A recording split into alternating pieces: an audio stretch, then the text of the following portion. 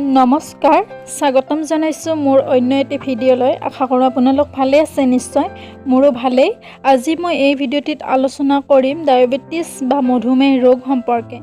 এই ৰোগ বৰ্তমান সময়ত মানৱ শৰীৰত বহুতেই বৃদ্ধি পাইছে কিন্তু এই ৰোগ কিয় হয় বা কিয় বৃদ্ধি পাইছে আমি আটায়ে জনাটো উচিত নহয় জানো গতিকে বন্ধু বান্ধৱীসকল মোৰ আজিৰ ভিডিঅ'টি অকণো স্কিপ নকৰাকৈ শেষলৈকে চাব গতিকে বলক এতিয়া ভিডিঅ'টিৰ মূল কথালৈ যাওঁ যেহেতু বৰ্তমান সময়ত বিজ্ঞান প্ৰযুক্তিৰ যুগ গতিকে আমি আমাৰ শৰীৰটোক কষ্ট কম কৰি দিওঁ সকলো কাম আমি মেচিন বা অন্য কিবা আহিলাৰ ব্যৱহাৰ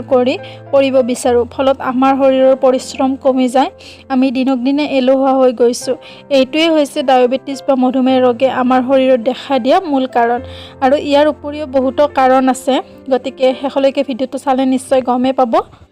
শাৰীৰিক পৰিশ্ৰম নকৰি যেতিয়া আমি আৰামত জীৱন যাপন কৰোঁ তেতিয়াও আমাৰ শৰীৰত ডায়াবেটিছ ৰোগে দেখা দিয়ে অতিৰিক্ত মিঠাই খালেও আমাৰ ডায়াবেটিছ হোৱা দেখা যায় খাই উঠিয়ে খোৱা অভ্যাস থাকিলেও আমাৰ ডায়াবেটিছ হোৱা দেখা যায় বেছি গাড়ী মটৰত ঘূৰা ফুৰা কৰিলেও আমাৰ শৰীৰত ডায়াবেটিছ ৰোগে দেখা দিয়ে মাটিত ধৰি নিদিয়া দুশ্চিন্তা উদ্বেগ আদি হৈছে এই ৰোগৰ মূল কাৰণ গতিকে জানিলেনে বন্ধু বান্ধৱীসকল ডায়াবেটিছ ৰোগেনো আমাৰ শৰীৰত কিয় দেখা দিয়ে গতিকে এতিয়া জানো আহক এই ৰোগৰ মূল লক্ষণসমূহ যদি আপোনাৰ সঘনাই পেচাব লাগে তেতিয়া আপুনি জানিব যে আপোনাৰ শৰীৰত ডায়াবেটিছ ৰোগে বাস লৈছে আকৌ যদি আপোনাৰ বেছি ভোক অনুভৱ হৈছে বা ভোকাতুৰ অনুভৱ হৈছে তেতিয়াও আপুনি জানিব যে আপোনাৰ শৰীৰত ডায়াবেটিছ ৰোগে দেখা দিছে ইয়াৰ উপৰিও যদি আপোনাৰ টোপনি বেছি হৈছে নাইবা ভাগৰুৱা বা এলেহুৱা অনুভৱ হৈছে তেতিয়াও আপুনি জানিব যে আপোনাৰ শৰীৰত ডায়াবেটিছ ৰোগে দেখা দিছে জানিলেনে বন্ধু বান্ধৱীসকল ডায়াবেটিছ ৰোগনো আমাৰ শৰীৰত কিয় হয় আৰু এই ৰোগৰ লক্ষণসমূহ যদি ইয়াৰে যিকোনো এটা লক্ষণ আপোনাৰ শৰীৰত দেখা দিছে তেনেহ'লে আপোনালোকে তৎক্ষণাত ডক্তৰৰ পৰামৰ্শ লওক নাইবা আপোনালোকে দৈনন্দিন খাই থকা খাদ্যসমূহ কিছু পৰিমাণে হ'লেও পৰিত্যাগ কৰিবলৈ চেষ্টা কৰক কিয়নো আপোনাৰ ভাল লগা বেয়া লগা খাদ্যৰ এই বেমাৰৰ ওপৰত কিছু প্ৰভাৱ পৰিব আমি দৈনিক খাই থকা খাদ্যসমূহেই এই ৰোগ একেবাৰে নিৰ্মূল কৰিব পাৰে নাইবা এই ৰোগ একেবাৰে বৃদ্ধিও কৰিব পাৰে গতিকে বন্ধু বান্ধৱীসকল এই ভিডিঅ'টিৰ মাজেৰে জানো আহকচোন ডায়াবেটিছ ৰোগ হ'লেনো আমি কি খোৱা উচিত বা কি খোৱা অনুচিত প্ৰথমে জানো আহক এই ৰোগ হ'লে আমি কি খোৱা উচিত যদি আপোনাৰ শৰীৰত ডায়াবেটিছ ৰোগে দেখা দিছে তেনেহ'লে চাকিত পিহি গুড়ি কৰা বুট নাইবা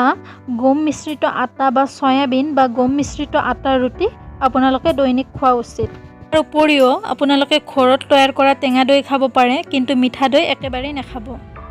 টেঙাজাতীয় ফল যেনে কিৱি কৰ্দৈ এই ৰোগৰ কাৰণে অতিকৈ উপযোগী ডায়াবেটিছ ৰোগীয়ে প্ৰচুৰ পৰিমাণে শাক খোৱাটো উচিত ইয়াৰ উপৰিও নাৰিকল বেঙেনা তিতা কেৰেলা বা তিতা কেৰেলাৰ চৰ্বত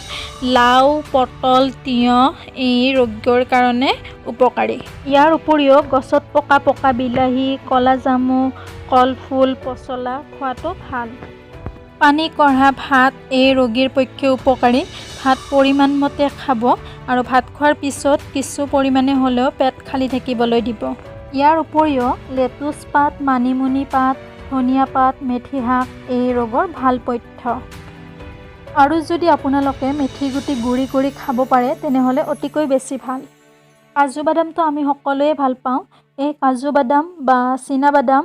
মাজে মাজে খাব পাৰিলে এই ৰোগীয়ে বহুতো উপকাৰ পোৱা দেখা যায় মাজে মাজে সৰু জীয়া মাছ যেনে পুঠি মাছ মোৱা মাছ ইত্যাদি মাছসমূহ খাব পাৰিলে এই ৰোগীৰ কাৰণে ভাল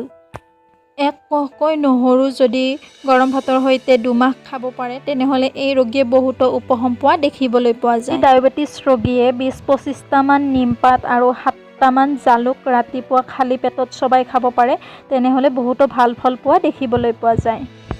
আমৰ পাতটো আমি সকলোৱে চিনি পাওঁ এই আমৰ পাত শুকাই গুড়ি কৰি আৰু কলা জামুৰ গুটি শুকাই গুড়ি কৰি দুয়োবিধ মিহলাই প্ৰতিদিনে দুবাৰকৈ দুমাহ খালে ভাল ফল পোৱা দেখিবলৈ পোৱা যায় ৰাতিপুৱা বা আবেলি 2 কিলোমিটাৰমান খালী ভৰিৰে খোজ কাঢ়িলে এই ৰোগীৰ পক্ষে ভাল নয়নতৰা ফুলটো আমি সকলোৱে চিনি পাওঁ আৰু সকলোৰে ঘৰতে উপলব্ধ এই নয়নতৰা ফুলৰ পাতৰ ৰস 4 চামুচ বা কলা জামুৰ গুটিৰ গুড়ি 1 চামুচ পৰিমাণ দিনে দুবাৰকৈ খালে এই ৰোগ নিৰাময় হোৱা দেখা যায় গতিকে জানিলেনে বন্ধু বান্ধৱীসকল ডায়েবেটিছ ৰোগ হ'লেনো আমি কি কি খোৱা উচিত। যদি আপোনাৰো ডায়েবেটিছ ৰোগ হৈছে তেনেহ'লে আপুনিও এনেধৰণৰ খাদ্যসমূহ গ্ৰহণ কৰক। এতিয়া জানো আহক ডায়েবেটিছ ৰোগ হ'লেনো আমি কি কি খোৱা অনুচিত বা কি কি খাব নালাগে। যদি আপোনাৰ শৰীৰত ডায়েবেটিছ ৰোগে দেখা দিছে তেনেহ'লে মাটিৰ তলত হোৱা বস্তু যেনে আলু, গাজৰ, মূলা, বিট এনেধৰণৰ বস্তুসমূহ আপুনি কেতিয়াও নাখাব। ইয়াৰ উপৰিও মিঠাজাতীয় বস্তু মিঠাই, চেনি বা মিঠা দৈ আপুনি কেতিয়াও নাখাব। গতিকে জানিলেনে বন্ধু বান্ধৱীসকল ডায়েবেটিছ ৰোগনো কি আৰু এই ৰোগৰ লক্ষণসমূহনো কি কি, লগতে এই ৰোগে আমাৰ শৰীৰত কিয় দেখা দিয়ে সেই সম্বন্ধেও আমি ভিডিঅ'টিত আলোচনা কৰিলোঁ। ইয়াৰ উপৰিও এই ৰোগৰ বাবে কি খোৱা উচিত কি খোৱা অনুচিত সেই সম্বন্ধেও আমি ভিডিঅ'টিৰ মাজেৰে গম পালোঁ। গতিকে বন্ধু বান্ধৱীসকল ভিডিঅ'টো কেনে লাগিলে জনাবলৈ একেবাৰে নাপাহৰিব। যদি ভাল লাগে তেনেহ'লে প্লিজ লাইক কৰিব, কমেণ্ট কৰিব, শ্বেয়াৰ কৰিব আৰু মোৰ চেনেলত যদি নতুন হয় তেনেহ'লে প্লিজ মোৰ চেনেলটো ছাবস্ক্ৰাইব কৰি দিব। আৰু অলৰেডি যিসকলে ছাবস্ক্ৰাইব কৰিছে তেওঁলোকক মই ধন্যবাদ জনাইছোঁ, কিয়নো মোক ইমানখিনি মৰম দিয়াৰ বাবে। পুনৰ এনে এটি ভিডিঅ' লৈ অহাৰ প্ৰতিশ্ৰুতিৰে আজিলৈ লৈছোঁ বিদায়। মোৰ ভিডিঅ'টো শেষলৈকে চোৱাৰ বাবে বহুত বহুত ধন্যবাদ। Bye bye.